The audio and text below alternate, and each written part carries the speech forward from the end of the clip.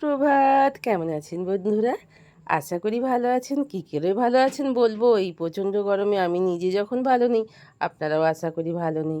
বড় গুরুজনেরা, বাচ্চারা খুবই কষ্ট পাচ্ছে।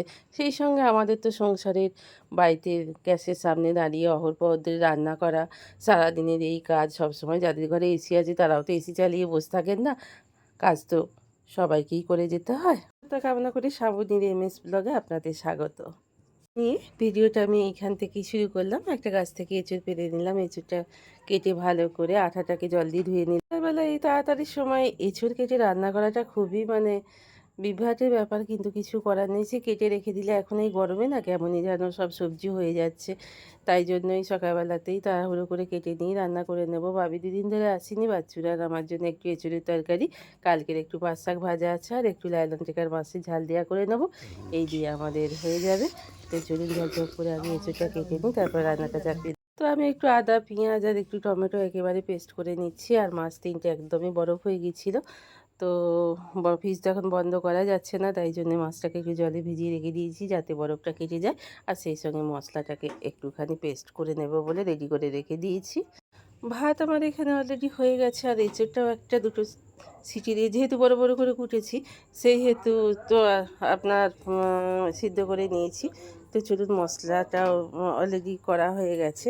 এবার চাপিয়ে দেব। কড়াইতে তেজপাতা আর জিরে ফোড়ন আর পেঁয়াজ ফোড়ন দিয়ে ভাজতে দিয়ে দিয়েছি। তো ঝপঝপ করে এবার করে দিই। চলুন শাকটা বার করে একটু গরম করে নেব, তাহলে আজকের মতো বাচ্চুকে আমি যাই হোক খেতেটা দিয়ে দিতে পারবো। তো মশলাটাকে ভালো করে ভেজে নিয়ে একটু কাশ্মীরি লঙ্কা গুঁড়ো, একটু হলুদ গুঁড়ো, নুন চিনি সব দিয়ে দিয়েছি। দিয়ে সিদ্ধ করা এঁচড় আর আলুটা দিয়ে দিয়েছি। আজকে আমি বানাচ্ছি এঁচড়ের দম। আর একটুখানি গোটা গরম মশলা আমি বেশ করে শিলে ঠুকে নেব, নিয়ে দেবো, তাই তরকারির ফ্লেভারটা অনেক বেশি ভালো আসে, কারণ গুঁড়োনো মশলার থেকে গোটা মশলা। তো শিলে নিয়ে নিয়ে একটু এলাচ, একটু দারচিনি, একটু লবঙ্গ বেশ করে ভালো করে ঠুকে নিয়েছি। এতে ফ্লেভারটা তরকারিতে দিলে অনেক ভালো সুন্দর আসে। ওই যে বললাম না, গুঁড়ো মশলাটা ঠিক আমার ভালো লাগে না, কিন্তু প্রয়োজনে তাগিদে তো ব্যবহার করতে হয় বলুন। সব সময় তো বাড়িতে করে নেওয়া যায় না। তো চলুন, আমার গুঁড়ো করা হয়ে গেছে। এবার এঁচড়ে দমে দিয়ে দেবো।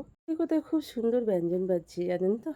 যাই হোক, আমি গরম মশলা এগুলো গুঁড়িয়ে নিলাম, সেটা এঁচড়ের দমেতে দিয়ে দিচ্ছি। আর একটু উপর থেকে কসুরি মেথি দিয়ে দিলে খেতে ভীষণই ভালো লাগে, ফ্লেভারটা একটু অন্য রকমের লাগে। তো চলুন, এবার কসুরি মেথিটা দিয়ে ছড়িয়ে নিয়ে এঁচড়টা আজকের মতো আমার রান্না হয়ে যায়। প্রচণ্ড গরমে কী বলুন তো, এডিটিং করা খুবই কষ্টসাধ্য হয়ে যাচ্ছে, কিন্তু প্রত্যেকেই তো করছেন। কষ্ট না করলে তো ভগবান কেষ্ট দেবেন না। তো যাই হোক, ফ্যান অফ করে তো এডিটিংটা করতে হয়।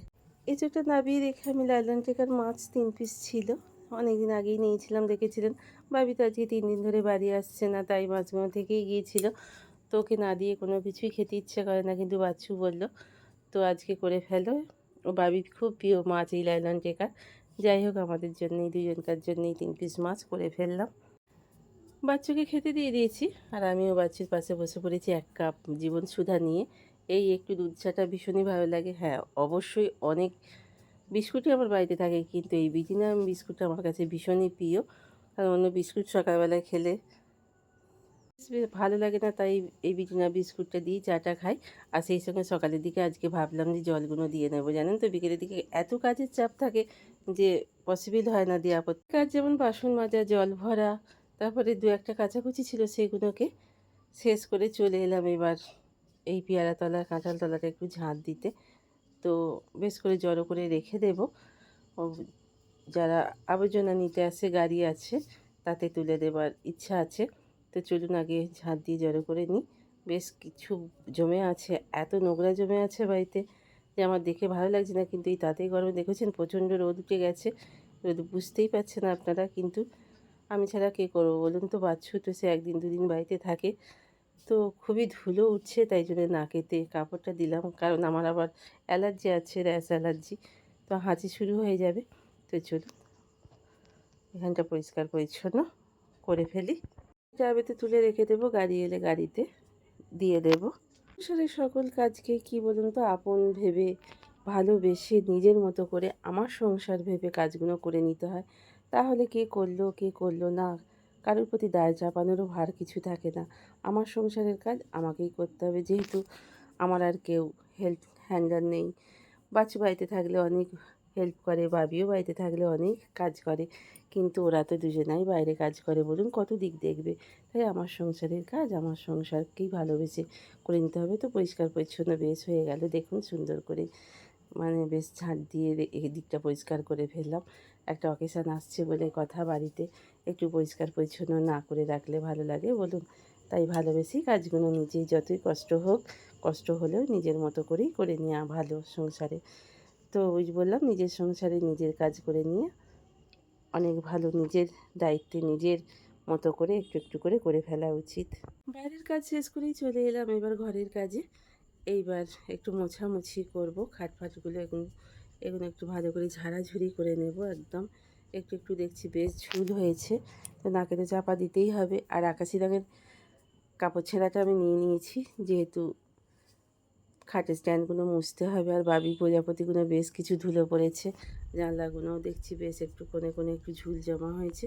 তো চলুন এবার পরিষ্কার পরিচ্ছন্নগুলো এবার ঝাঁটিছে না, ঘরের কাজগুলো এবার শেষ করে ফেলি। এই উৎকট গরমে কোনো কিছুই ভালো লাগছে না, কোনো কিছু নয়, নিজেকে দেখাতেও ইচ্ছা করছে না। পুরো মনে হচ্ছে পুরো পা থেকে মাথা পর্যন্ত স্নান করে গেছি, কিন্তু কিছু করার নেই, এইভাবেই করে যেতে হবে।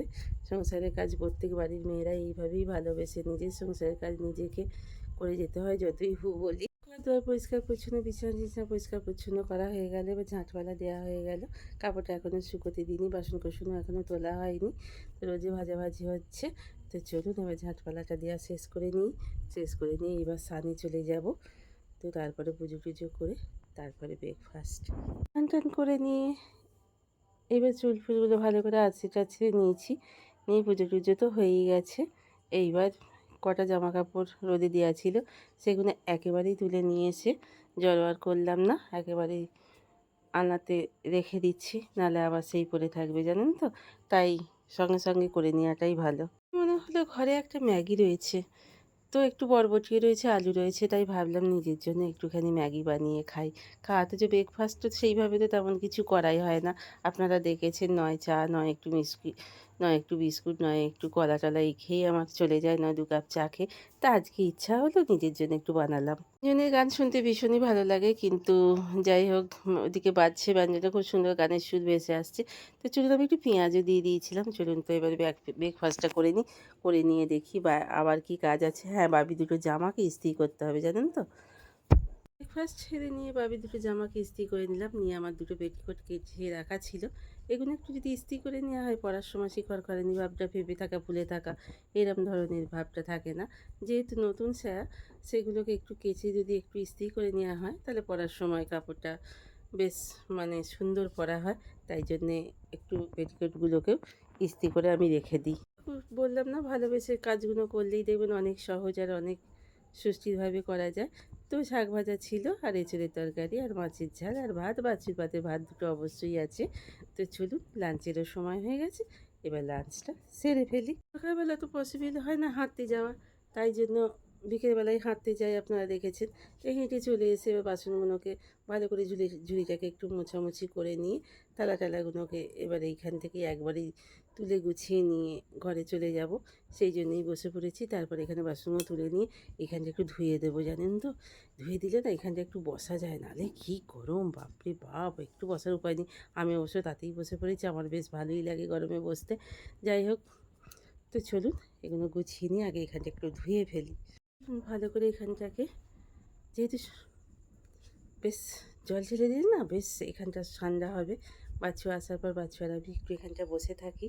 তো সন্ধে হয়ে গেলে চলুন চৌকাঠি জল দিয়ে ফেলি।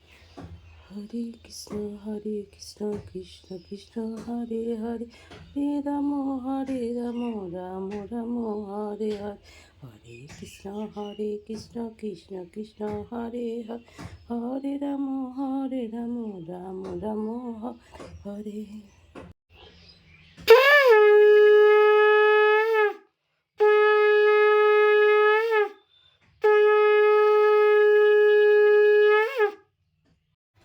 খুব মনটা খারাপ হয়ে গেল জানেন তো। অ্যাকোরিয়ামের একটা মাছ মরে গেলে এও বাঁচবে কিনা আমি জানি না, জল যা গরম হয়ে যাচ্ছে।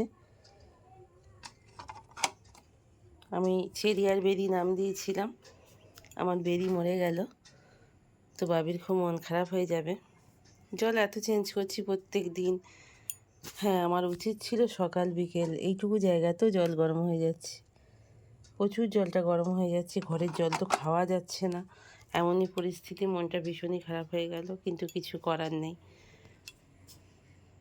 তো সব কষ্টের মাঝখানে খাবার তো আর না খেয়ে থাকা যাবে না, যতই চেরি বেরি চলে যাক। ভাত আমার হয়ে গেছে, এখানে জুড়োতে দিয়ে দিয়েছি, আলু ভাতেটা মাখা হয়ে গেছে, আর ওখানে আমি ডিম ভাজতে দিয়ে দিয়েছি।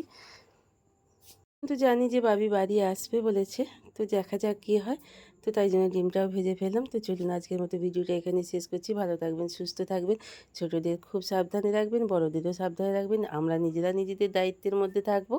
আর আজকের মতো শেষ করলাম। এতক্ষণ পর্যন্ত যেসব বন্ধুরা আমার সাথে ছিলেন, পাশে ছিলেন, তাদের অসংখ্য ধন্যবাদ জানিয়ে আজকের মতো শেষ করলাম। Good night.